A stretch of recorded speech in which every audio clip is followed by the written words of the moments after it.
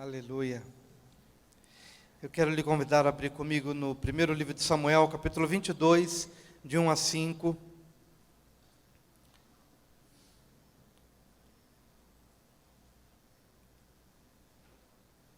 Primeiro livro de Samuel, 22, de 1 a 5.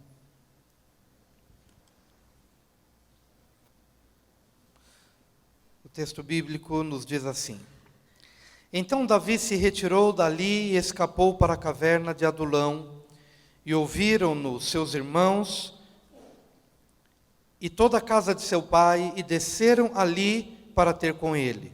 E ajuntou-se a ele todo homem que se achava em aperto, e todo homem endividado, e todo homem de espírito desgostoso, e ele se fez capitão deles. E eram com ele uns 400 homens. E foi Davi dali a Mispá dos Moabitas, e disse ao rei dos Moabitas: Deixe estar meu pai e minha mãe convosco, até que saiba o que Deus há de fazer de mim. E trouxe-os perante o rei dos Moabitas, e ficaram com ele todos os dias que Davi esteve no lugar forte. Porém o profeta Gade disse a Davi: Não fiques naquele lugar forte, vai e entra na terra de Judá. Então Davi saiu e foi para o bosque de Herete. Pai bendito, nesta noite, mais uma vez estamos expostos à Tua Palavra e submissos à Tua Palavra, e pedimos que o Senhor traga renovo ao nosso coração nessa noite.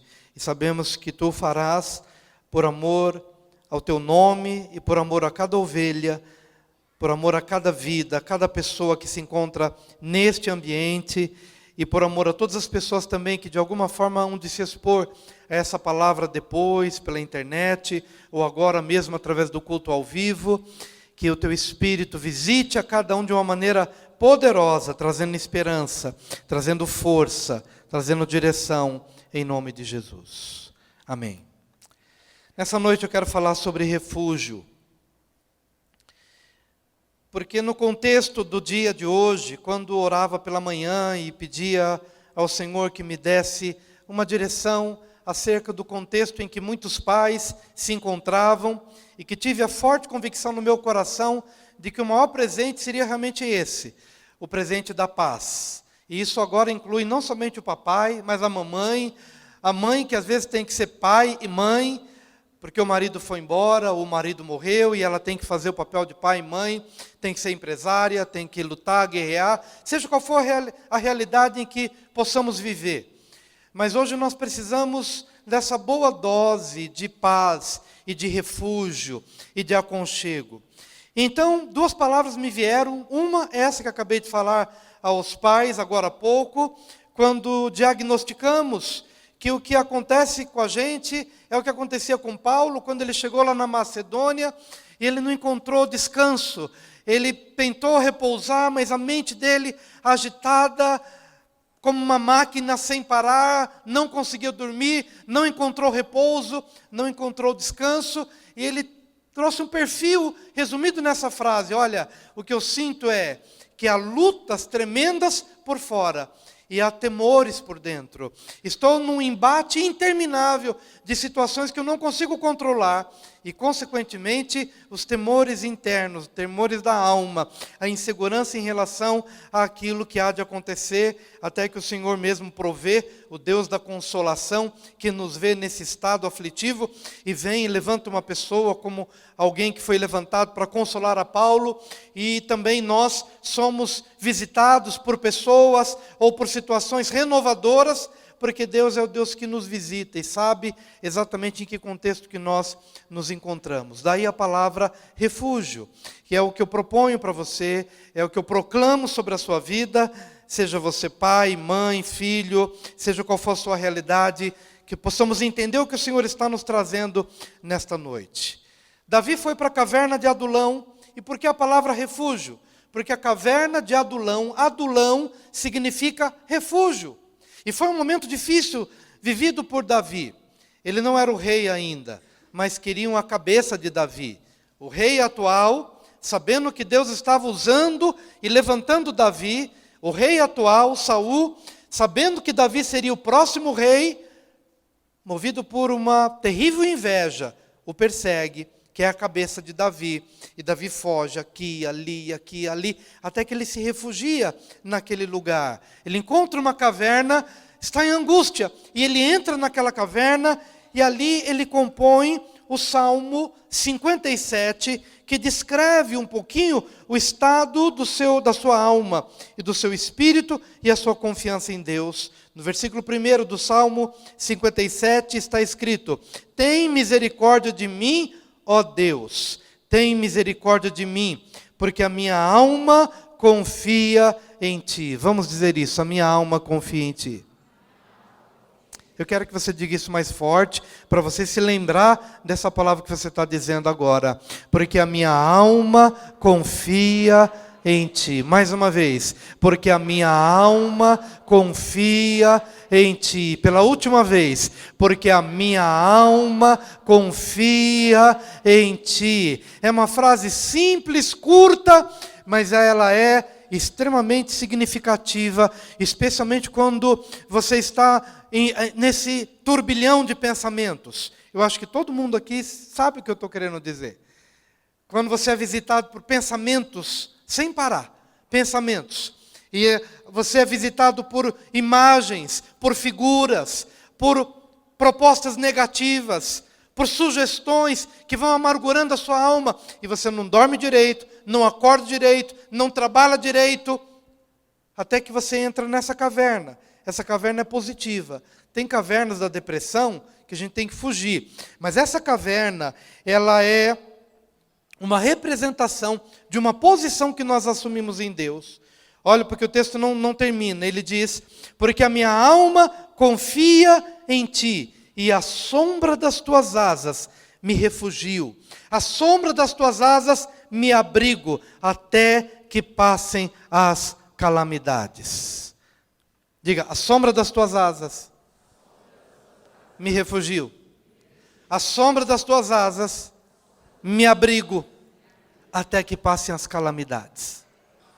Aquela caverna era física, mas para Davi, aquela caverna era apenas física, porque o verdadeiro abrigo não era aquele rochedo, mas sim um rochedo maior, que é Deus. Tu és o meu refúgio. Eu me refugio em Ti. Tu és o meu abrigo. E eu vou ficar escondidinho aqui, eu vou ficar oculto aqui, na concha das Tuas mãos, até que passem as calamidades. Davi tinha uma esperança de que Deus muda o coração de Saul. Davi tem esperança de que o mundo muda, de que as nuvens mudam, que as ideias negativas mudam, que os contextos da nossa vida mudam. E essa é a esperança que você tem que ter. Muitas vezes você está tão afadigado porque você só consegue enxergar a vida a partir de uma foto. Tirou a foto, você olha para aquela foto, nada muda, tudo é estático. Você olha, o mar não muda, a onda não muda, a figura não muda, a nuvem não muda, mas a vida não é assim. Davi, quando ele se refugia em Deus, ele crê que um dia, nada melhor do que um dia atrás do outro, nada melhor do que dormir, acordar o dia seguinte, nada melhor do que você viver mais um tempo, nada melhor do que você esperar, nada melhor do que você crer que as nuvens mudam, que o cenário configurado hoje não será necessariamente o semelhante ao dia de amanhã, e eu me refugio em Ti, até que passem as calamidades. E não é assim que acontece? Às vezes a gente termina um dia achando que o mundo acabou. A gente dorme, no dia seguinte a gente já está pensando diferente, o outro já está pensando diferente, um cenário mudou, um amigo novo chegou, uma empresa nova abriu porta, uma realidade econômica muda. Senhor, eu não sei o que hás de fazer, mas uma coisa eu sei, é que há um lugar em Ti. Há um lugar na Tua presença, e eu me refugio em Ti. A minha alma confia em Ti, a minha alma espera em Ti. Que coisa tremenda, amados. Estou falando de fé, eu estou falando de esperança. Estou falando daquele que vai se alimentando de novas possibilidades E Davi foi um homem que teve que se reinventar a cada nova situação. Ora estava na caverna, mas depois Deus muda o cenário e ele está no trono. Quem é que Deus faz isso? Quem é que faz isso? É Deus. Uma hora você está num vale profundo e acha que não vai sair de lá. Até que você encontra refúgio em Deus. Senhor, eu vou ficar aqui quietinho. Eu vou esperar em Ti. E eu vou me alegrar em Ti. Então não é um lugar geográfico, é uma posição espiritual. Entenda bem o que eu falei para os pais agora há pouco. Jesus lá em João 16, ele está explicando isso.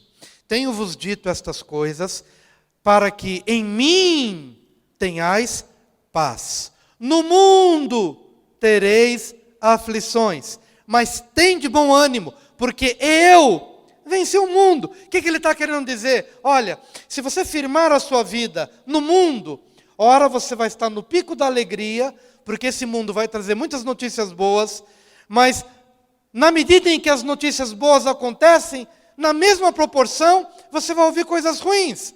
Então no mundo você vai ter aflições, mas eu quero te transferir do patamar dessa instabilidade do mundo para o patamar da minha estabilidade. Se você fincar as suas bases no mundo, ora você vai estar em cima, ora você vai estar embaixo.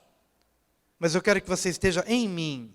Eu venci o mundo, eu venci a instabilidade do mundo. Esteja em mim. Deixo-vos a minha paz vos dou. Não vou lá dou como o mundo a dá. A minha paz é diferente, é perene, é permanente, ela é eterna, ela é estável, ela é contínua.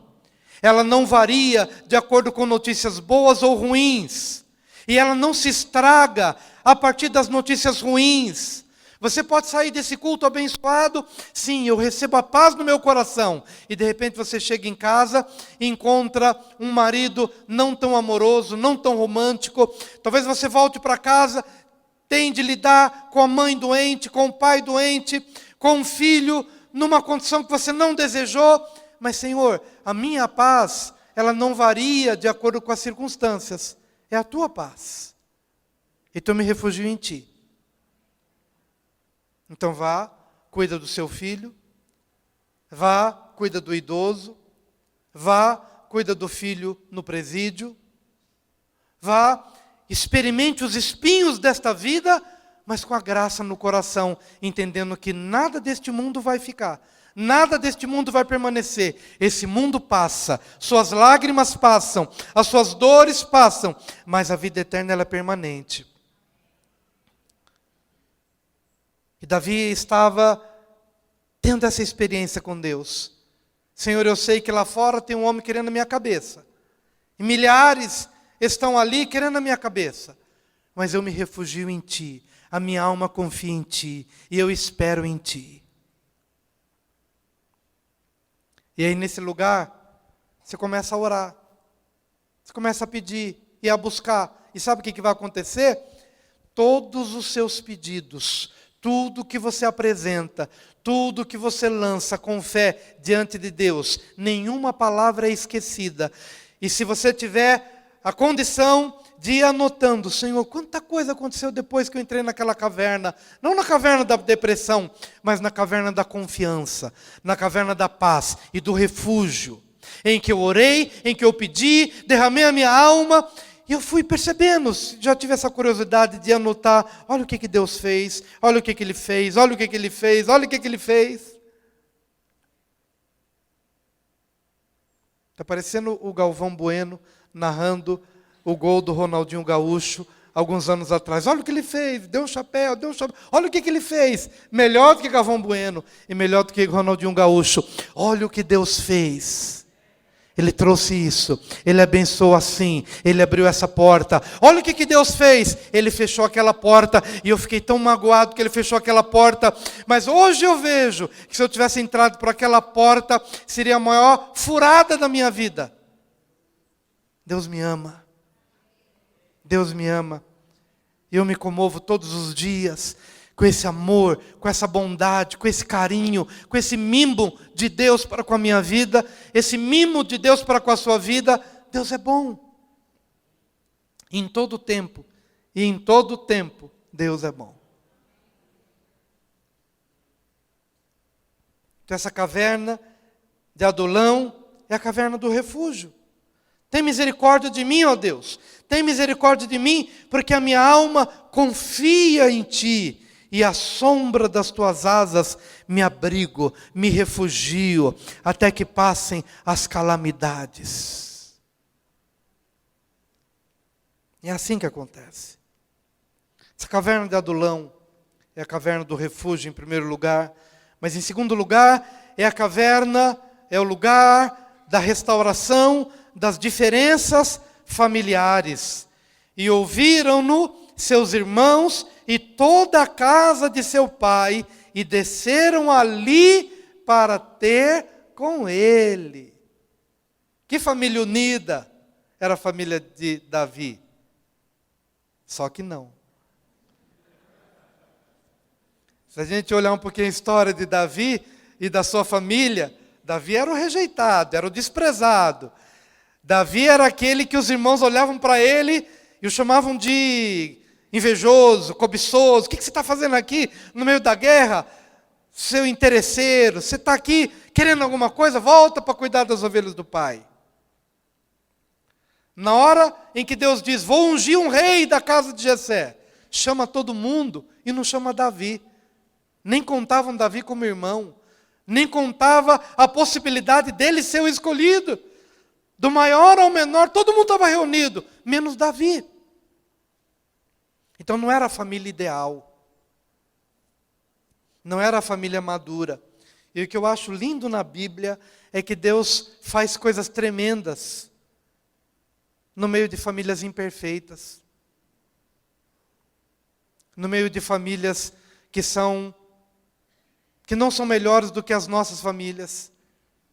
Oh, o grande Davi, queridos, era um homem sujeito às mesmas fraquezas, mesmos conflitos de família, não foi o pai ideal, viveu uma vida conturbada em relação ao futuro dos filhos, só para mostrar que Deus passeia no meio das nossas tortuosidades. Que Deus faz algo perfeito em meio a pessoas humanas como nós, frágeis como nós, que tem os mesmos conflitos, mesmas lutas. Às vezes a gente pensa, pastor, mas eu não consigo aceitar esse desafio porque a minha família não é a ideal, não estou na condição ideal, e eu compreendo perfeitamente. Apenas quero te dizer o seguinte, que é no meio dessas tortuosidades, é que Deus faz coisas lindas, porque é a graça, não sou eu. É o favor de Deus, não é a minha condição, não é a minha perfeição, não é a minha capacidade. Então essa família que não tinha nada de ideal e nada de perfeita, mas na hora da dificuldade que Deus permitiu na vida de Davi, essa família se uniu. Talvez Davi fosse um pregador que quisesse converter a família à base de paulada da Bíblia, que é o que a gente faz às vezes, né? A gente às vezes quer converter o marido, quer converter os filhos, tacando a Bíblia na cabeça deles, com sermão, com pregação, com dedo dizendo, olha, você tem que ir para a igreja, senão você vai para o inferno, e vai, e ficamos ansiosos, querendo a conversão, e eles não ouvem, e se tornam cada vez mais distantes de nós, porque a nossa pregação ofende, porque a nossa pregação acaba distanciando, criando um abismo religioso que eles não conseguem transpor. Até a hora que a gente entra na caverna do refúgio em Deus só. Deus, vou parar de pregar do jeito que eu tenho pregado e eu vou confiar em Ti. Então a gente fica mais quieto, a gente fica mais humilde, a gente fica mais dependente, a gente fica mais esperançoso, no sentido de esperar pacientemente a cada dia. E então na nossa humilhação e no nosso quebrantamento, de repente as coisas que a gente queria que acontecesse há 1000 anos, acontecem num dia. Porque não é a nossa religiosidade que salva ou que influencia. Às vezes a nossa família está esperando apenas o nosso silêncio, o nosso quebrantamento, ou o nosso momento de abaixar a cabeça, talvez um momento de dor. E a família chega então nessa hora. Já percebeu como o funeral tem a capacidade sobrenatural de unir família? Já parou a pensar que gente que não se via há 20 anos se encontra no funeral da tia Maria? Mas é gente que não se liga, é gente que não se importa uma com a outra, é gente que por coisas pequenas elas se distanciaram. Estive na casa da minha mãe esses dias, que participei de um casamento em São Paulo, dei uma passadinha na minha mãe, e ela contando história de família dos meus irmãos, dizendo: Will, você sabia que por causa de uma amora, desculpa, ameixa, errei a fruta, mas o exemplo é correto. Por causa de uma ameixa, que o seu irmão pediu para o mais velho, e ele se negou a trazer, ele ficou chateado e o coração já não quis mais conversar. E a gente está percebendo que as famílias estão se desconectando por coisas pequenas, outras por coisas grandes. No entanto, o pequeno e o grande, na hora em que estamos diante de um desafio maior, essas coisas pequenas e grandes, todas elas se tornam insignificantes. E a gente precisa entender que é importante você entrar na caverna do refúgio também para a restauração familiar, porque há muita gente que está se desconectando da família por uma mexa, ou por uma mora, ou por uma questão financeira, ou por um mal-entendido, ou por uma mágoa não resolvida, por questões que foram ocupando o lugar da vida e eles estão distantes. Qual é o problema disso?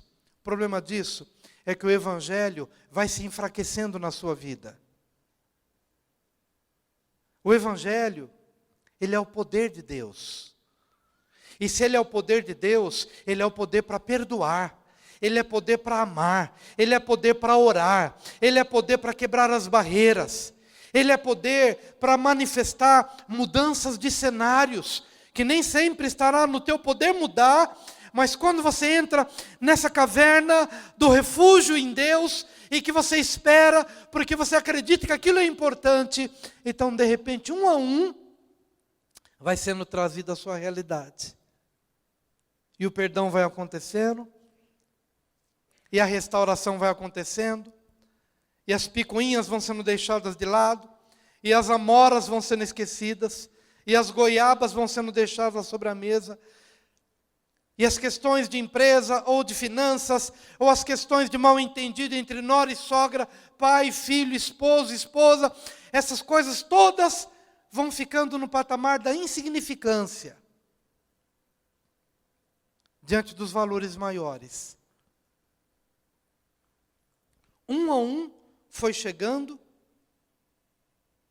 para ter com Davi, esquecendo as diferenças e caminhando na direção da reconciliação. Eu sei que nem tudo estará no seu poder fazer, então não se culpe por isso, mas pelo menos você pode entrar na caverna do refúgio e começar a orar pelos seus entes queridos. Ore, abençoe e deseje o bem. Você não entende muita coisa, mas ame, perdoe e abençoe. Esse é o poder do Evangelho.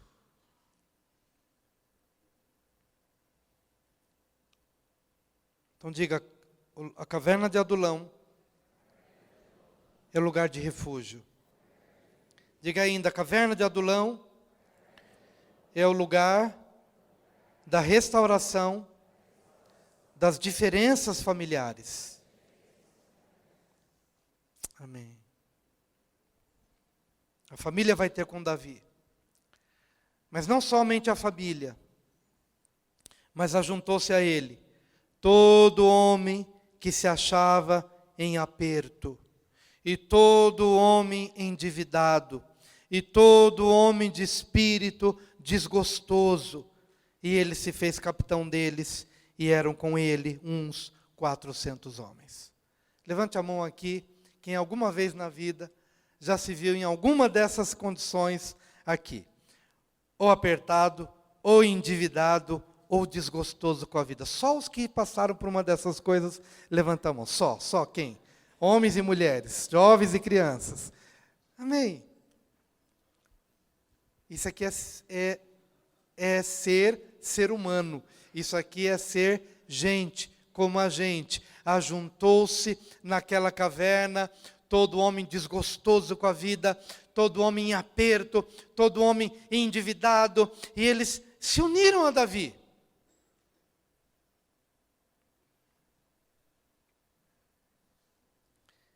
Esses dias eu ouvi um jovem com a alma angustiada, porque ele estava perguntando a um pastor o que fazer, porque na sua condição de homossexual, era um adolescente, aquele adolescente estava em profunda agonia na sua alma, e ele estava com medo de se perder, ele estava com medo do inferno, ele amava a Jesus, ele ama a Jesus, ele crê na Bíblia, e ele perguntava ao pastor, pastor, o que eu faço? Porque eu já orei, eu já pedi a Deus que mudasse a minha realidade, mudasse a minha condição. Estou há 3 semanas que não consigo ir para a aula, porque sou perseguido, meus colegas não compreendem a minha realidade, e eu estou angustiado na minha alma, e já pensei, por não conseguir resolver a minha questão, eu já pensei em dar cabo da minha vida. Por favor, pastor, me dê uma palavra que eu possa receber para aliviar o meu desespero. E ele encontrou daquele pastor, como encontrou da nossa parte, se tivesse perguntado a mim, obteria a mesma palavra de consolo, porque eu entendo que aquele jovem manifestou 2 coisas. Para mim, produziu no meu coração o testemunho dele, uma profunda compaixão, e uma profunda empatia, e identificação com a angústia que ele estava sentindo. Se era uma questão de homossexualidade, ou se era uma outra questão qualquer, o espinho que começou a produzir a partir da queda de Adão, ele estava sofrendo desse espinho. No caso dele, a homossexualidade. No caso de qualquer um de nós, o nome do espinho pode ser diferente, mas aquilo que começou a ser produzido sobre a terra, a partir da queda de Adão, é espinho. A terra passou a produzir espinhos e abrolhos. E a natureza humana, ela entrou em declínio. Então eu tive compaixão daquele jovem. Mas ao mesmo tempo, eu me alegrei por aquele jovem. E pensei, quem me dera se as outras pessoas, que talvez não sejam homossexuais, mesmo na sua heterossexualidade, mas que tivessem o mesmo clamor e o mesmo arrependimento que aquele jovem estava manifestando. Se as outras pessoas tivessem a mesma disposição, por exemplo, em relação à avareza, e perguntassem para o pastor, dizendo, pastor, eu não sou homossexual, mas eu tenho um outro espinho na minha vida, do qual não consigo me livrar, porque sou avarento. E eu sei que se Jesus pedisse de mim hoje todos os meus bens, eu não teria condições de dar. Estou agoniado. E estou aflito com a minha avareza. Então, quando olhei para aquele jovem, eu pedi, Senhor, primeira coisa, eu tive compaixão por ele. Mas em segundo lugar, pedi, Senhor, produza em todos nós o mesmo clamor que aquele jovem produziu diante de Deus. Porque é esse clamor que nos salva.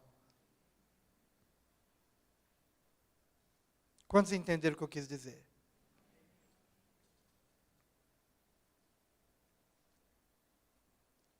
E eu fico pensando, por que esses homens entraram ali na caverna com Davi?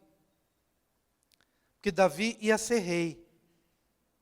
Mas para ser rei, você tem que entender a realidade daquele que vive nos porões deste mundo.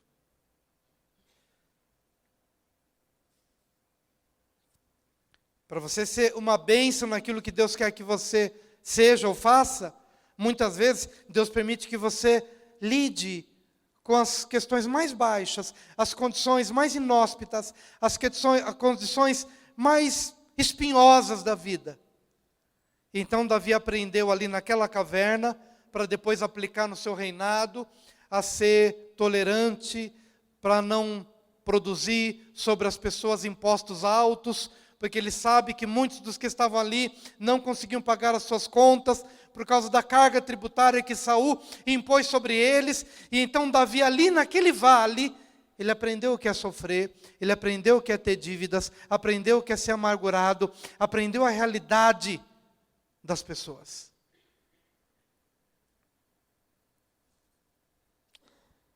E é isso que essa caverna produz na gente, empatia. Sentir compaixão pelas pessoas. Sentir identificação com aquele que sofre.